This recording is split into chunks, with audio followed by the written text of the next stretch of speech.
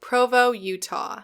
Nestled in the Utah Valley, this city is home to one of the largest populations of the Christian sect known as the Church of Jesus Christ of the Latter-day Saints, also known as Mormonism. Over 90% of Provo's population are Christian, with 89% being Latter-day Saints. Although the world headquarters for the LDS Church is 38 miles north in Salt Lake City, Provo is basically the breeding ground for Mormonism, as it houses the largest LDS missionary training center and Brigham Young University, a university founded and run by the church itself. Provo is also home to an industry with heavy ties to Mormonism and other sects of Christianity. Can you guys guess? Yep, that industry is the multi-level marketing industry. In Provo and its surrounding areas, including Lehi and Orem, you can find the headquarters of some of the most successful MLM companies. Doterra, NuSkin, Young Living, Jamberry, and countless others have all planted roots in the Utah Valley. The MLM industry is actually the second biggest industry in Utah behind tourism, and generates almost $9 billion in annual revenue. MLMs are so prevalent in Utah and the Mormon culture that MLM has been jokingly said to stand for Mormons losing money. It's no coincidence that MLM companies have based themselves in Utah. For one thing, the state has historically led in passing legislation that deregulates the MLM industry. They were one of the first states to adopt a safe harbor legislation that categorizes personal purchases made by distributors as retail sales. This basically allows MLMs to distort sales made within the pyramid structure itself to make them look like legitimate retail sales, creating the illusion of product demand when there really isn't any. For another thing, the majority of MLMers are women, specifically stay-at-home moms. Provo has one of the highest concentrations of stay-at-home moms in the entire country. It's estimated in Provo that 46% of women are not working, while in comparison, only 7% of Provo men are not working. This can largely be attributed to the LDS culture that highly encourages its female members to tend to the home and children rather than establish careers. Lax regulations combined with an at-the-ready workforce is more than enough to motivate MLM companies to touch down in Utah.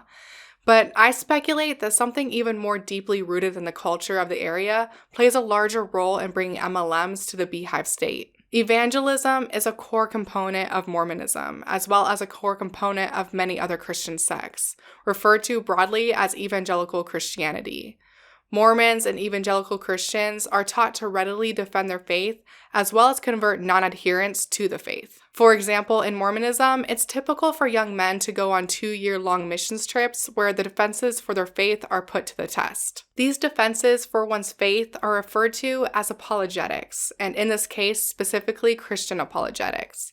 A more precise definition is the intellectual defense of the truth of the Christian religion. Although apologetics and evangelism are not necessarily codependent, and what I mean by that is just because an individual is studied in apologetics doesn't necessarily mean they're in the business of conversion. But those seeking to proselytize do routinely use apologetics as a method of persuasion. So, informally, the aim of apologetics is to persuade others to one's side. The aim of multi-level marketing is really no different. The goal is to recruit as many people as possible into the business model. A form of persuasion, a form of apologetics, is necessary in many cases to win over those recruits.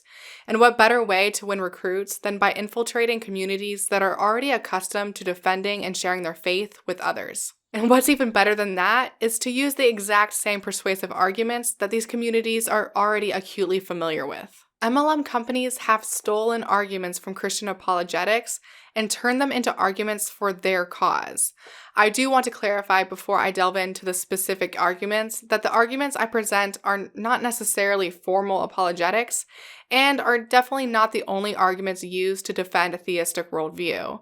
However, they are apologetics in the sense that they are used informally by many as reasoned defenses for their faith. I also want to clarify that although I will be illustrating why these specific arguments are weak defenses for both MLMs and Christianity, the aim of this video is not to debunk Christianity as a whole. Although I myself am an agnostic atheist, I do recognize that I have anti-MLM viewers from various religious backgrounds and beliefs. As an anti-MLM YouTuber, I want to foster a space in which people from various religious and ideological backgrounds can work together toward a common goal, which is to put a stop to the cash flow to these multi-million-dollar businesses that prey on and exploit the very demographics they claim to empower. No matter what your religious affiliation is, you're welcome on my channel as long as you are respectful of others. If you would like to learn more about the skeptic community, here's a list of some of my favorite skeptic YouTubers and activists that are definitely worth giving a watch. All of these activists take on some of life's toughest questions and confront religious dogma. Now, like them, let's confront how MLMs have stolen common defenses of Christianity and turned them into defenses for their predatory business models. All businesses are pyramid-shaped. MLMs get called pyramid schemes pretty often, and for very good reason. Although technically MLMs are legal businesses unless they are found to be operating as pyramid schemes by the FTC, an independent study conducted by John M. Taylor has revealed that they're basically just pyramid schemes with products, and their failure rate is actually higher than classic no-product pyramid schemes. So MLMers are pretty accustomed to pyramid scheme allegations, and they've got a pretty poor clapback. So the idea that Amway is some sort of a scam or a pyramid scheme or, like a Ponzi scheme of some sort is absolutely false, okay? And if you want my personal opinion, I actually think corporate America looks a whole lot closer to a pyramid than anything in the network marketing industry. I mean, think about it. Have you had a job before where you had a boss? If so, did you make any more money than your boss? And did his boss make more than his boss? And did his boss make more than his boss? No. Okay, I mean, to me, corporate America, where the guy at the top, the CEO, makes the most, and the people here make less, and the people here make less, and the people down at the bottom make even less, to me, that looks way more like a pyramid than anything in the network marketing industry. Instead of rebutting pyramid scheme allegations, they simply accuse all businesses of operating as pyramid schemes. This reminds me a whole lot of an argument used by many evangelical Christians, including well-known apologists, to discredit non-religious and atheist folk in an attempt to legitimize their own belief system.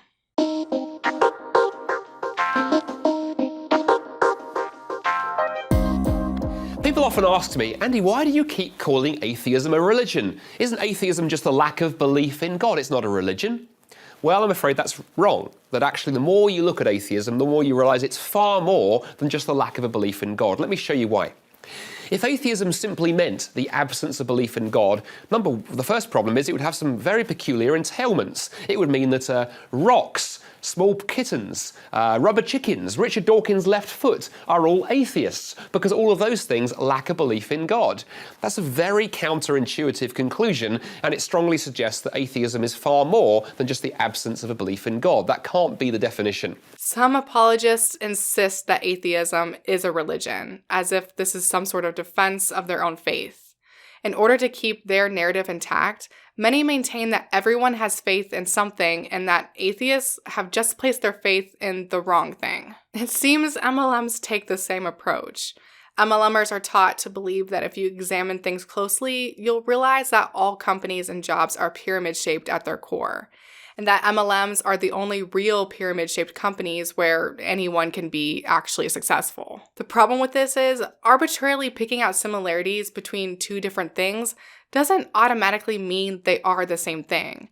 Additionally, accusing someone of something you yourself are guilty of doesn't make you innocent. At best, it's a distraction from the real arguments to be had. The reason why MLMers are taught to use this as a rebuttal is because there's a growing amount of evidence indicating that MLMs are pyramid schemes. In fact, those who founded the first MLMs never even intended for them to be legitimate. The intent has always been to fraud those they can. If you're interested in hearing more on the history of the MLM industry, I highly suggest you watch the Recovering Hunbots video on the topic, in which she interviewed Robert Fitzpatrick. Fitzpatrick is an accomplished author and has been investigating MLMs and their tactics for years. A link to the video will be in the description. Some MLMs are bad, but mine is different. So I wanted to come on and talk about the misconceptions about MLMs, because I really do think they get a bad rap in general. There are some companies that are more into the negative aspects of MLMs than there aren't. But in general, I feel like they get a bad rap because there's just not as much knowledge about them. but also I wanted to tell you how Beautycounter is different from a traditional MLM. Many MLMers actually do acknowledge that there are bad practices in the industry and bad MLMs, but in the same breath, they will insist that their MLM is somehow different and better than the rest. The reasons they give for why their MLM is different vary. They may say they have a better product, a better compensation plan, or better corporate leadership. While it may be true that there are differences between individual MLM companies, this doesn't mean that inherently good or virtuous MLMs exist. In the same way that picking out similarities between two things doesn't automatically make them the same thing, picking out differences between two things doesn't automatically make them two completely different things. All MLMs, and I mean all, operate using the same business model, and that business model is literally designed for the majority to lose out. I've discussed this before on my channel, but MLMs are only sustained by a revolving door of participants joining, investing money, and then eventually quitting. MLMs are in a constant state of collapse and rely on an injection of new participants to prevent total collapse. This is because the MLM business model presumes an infinite market and exponential growth, neither of which actually exists in the real world. The idea of recruiting an endless chain of downlines can't possibly pan out because you would exceed the population of the entire world in only a few levels. Although philosophical apologetics mainly deals with the existence of a God rather than a specific God, a common argument from evangelical Christians for the veracity of the Bible is to claim that Christianity is different from other religions. Specifically, they claim that Christianity is true because no other religion is based around the sacrifice of the deity for its people. This isn't exactly true. In ancient Greek mythology that predates the birth of Christianity, the Titan god Prometheus also sacrificed themselves for the good of mankind. The story goes that Prometheus formed man out of clay and later empowered us by giving us the gift of fire. When the god Zeus discovered what Prometheus had done, he was furious and chained Prometheus to a mountain. Zeus then sent an eagle to tear into him and eat his liver every day. Every night his liver would grow back, only to be eaten again the next day. Zeus promised to release Prometheus on the condition that he take back the gift of fire that he gave to humanity. However, Prometheus refused to do so and sacrificed himself so that humans could flourish. Another claim is that Christianity is different because no other religion focuses on fostering an actual relationship with the God figure. This isn't exactly true either, as many polytheistic religions are based around the relationship between individuals and the gods of their choosing. Many pagans don't have specific texts or commands, but rather center their faith on the reciprocity between the god and the person. This isn't to say that Christianity doesn't contain some unique characteristics. It does, but in many ways it follows the typical structure of religions throughout the world. It contains commands, rituals, creation myth, loaded language, and central religious figures. Even if Christianity and specific MLMs were diametrically different from their counterparts, just because something is novel doesn't mean it's any more true. A new idea or innovation is only beneficial if we can measure and prove its claimed benefit. And new MLMs have yet to provide us with this proof. And I think we can argue that Christianity has yet to do this either. Those who speak out against MLMs are just haters or have failed in their own business. Imagine this. You're at a party and someone who knows you work in the network marketing industry randomly approaches you and starts saying that it is a scam or a pyramid scheme. They basically put you in a spot and you're confused what to do. This person is a hater. Now that you have an idea about who haters are, it's time to learn how to deal with them. Walk away.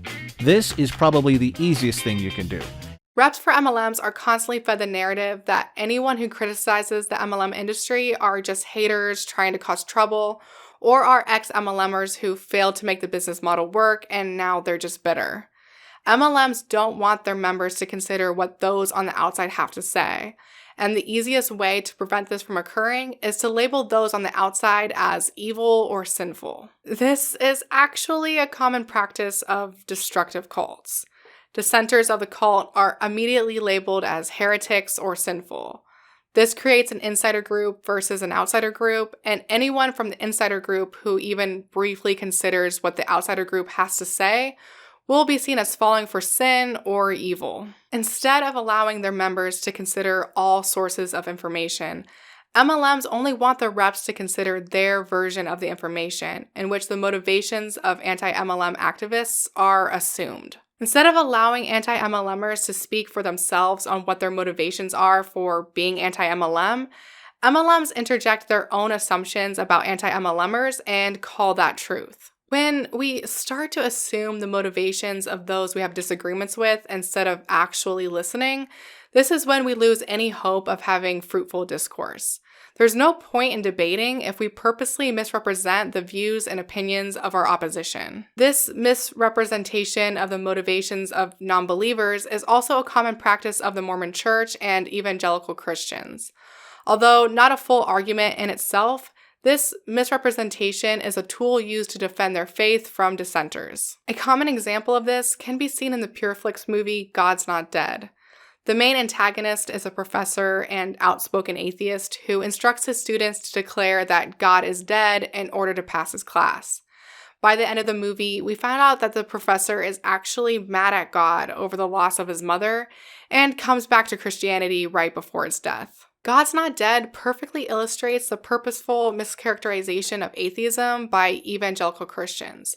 They assert that anyone who claims to be atheist or otherwise non-religious are only doing so because they know God exists, but they are just mad at him or want to sin.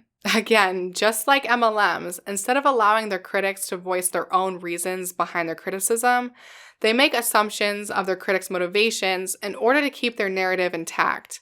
It won't appear as though you have any genuine critics if you constantly delegitimize the genuine critics you do have. What if this could change your life? Just try it. If you don't, you could be missing out on a life-changing opportunity. When I say that unique actually changes lives, it does. It has changed my life, and it's changed the lives of people that I have never met and probably never will meet. So you have a chance to change your life. Typical sales pitches from MLM reps often include how their opportunity is once in a lifetime. They'll explain how this opportunity has the potential to change your life if you just give it a try. You have nothing to lose by joining and stand everything to gain. In the same way, if you don't at least give it a try, you're basically condemning yourself to a depressing life, slaving away at a 9-to-5 job. To me, the structure of this argument is very similar to Pascal's wager, although I will say that Pascal's wager, used in the context of MLMs, is actually even less convincing since we only have finite values to base our decision upon, whereas the wager used for the existence of God contains an infinite value. For those who have no idea what Pascal's wager is, let me explain. Pascal's wager is a philosophical argument that states that belief in God is more rational than non-belief. The argument doesn't attempt to definitively prove the existence of a God, but rather states that we should place belief in God to minimize potential risk and maximize potential gains. Essentially, the argument states that if we believe in God and he doesn't exist, we will only experience finite losses. But if we believe in God and he does exist, we'll experience infinite rewards. On the flip side, if we don't believe in God and he does exist, we will experience infinite suffering. But if we do believe in God and he doesn't exist, we will only experience finite losses. Basically, it boils down to the idea that the potential payoffs from placing a belief in God are so high that it's better to do so than to not. If you believe in God and then it turns out God doesn't exist, you'll just die and nothing will happen. But if you believe in God and he does exist, you will have infinite rewards and happiness. The wager centers around the idea of infinite values versus finite values. But the problem with this is that the infinite values posited here aren't actually infinite. They're presumed to be infinite. We can't possibly know if they're actually infinite or outside the natural world because it's only possible to measure and demonstrate finite or natural values. Also, this wager could be used for anything. You could place a wager on the possibility that eating cereal for breakfast every morning will eventually open a portal directly to heaven where you'll experience eternal life. According to Pascal's wager, it would be better for you to keep eating cereal out of the perceived possibility of infinite rewards. You see, the argument can be made for even things that seem absurd. Using this wager for MLMs presents a different problem. We don't even have to place a bet on the MLM opportunity being the key to happiness because we have data that we can draw upon that indicates it isn't. The idea that you have nothing to lose by joining but stand everything to gain is inconsistent with what studies of the MLM industry have concluded. The idea of making huge financial and life decisions just because it's conceivable it will lead to a positive outcome is ill-advised. Instead of relying on hopes and dreams, we should be relying on facts and figures. The whole point of this is to illustrate how the arguments used by MLMs aren't original arguments in the least. As I think I have demonstrated, MLMs have stolen many common defenses of faith and are using these arguments for their own defense. I want to reiterate that I'm in no way debunking Christianity as a whole in this video. Much of the apologetics I presented are definitely commonly used. However, many of the arguments are low-hanging fruit that neither work as a defense for MLMs or for a defense for Christianity. There are numerous defenses for a theistic worldview that I haven't touched on in this video, such as the argument from design or the argument from morality, that frankly don't translate as a defense for MLMs and so aren't used. If they were applicable to MLMs, there's no doubt in my mind that MLMs would attempt to use these arguments as well. More than anything, what bothers me is that MLMs entrench themselves so deeply in the culture and norms of their target demographics that they're almost unrecognizable for the scams they truly are. They use what's most near and dear to us, our families, our faiths, our communities, as weapons against us. They take something like religion that's so important to so many people, and they use it as a tool to make themselves filthy rich. Thanks so much for watching. If you like this video, please make sure to subscribe, ring the bell, follow me on Twitter at the Antibot, and I'll see you on the next one. Say bye!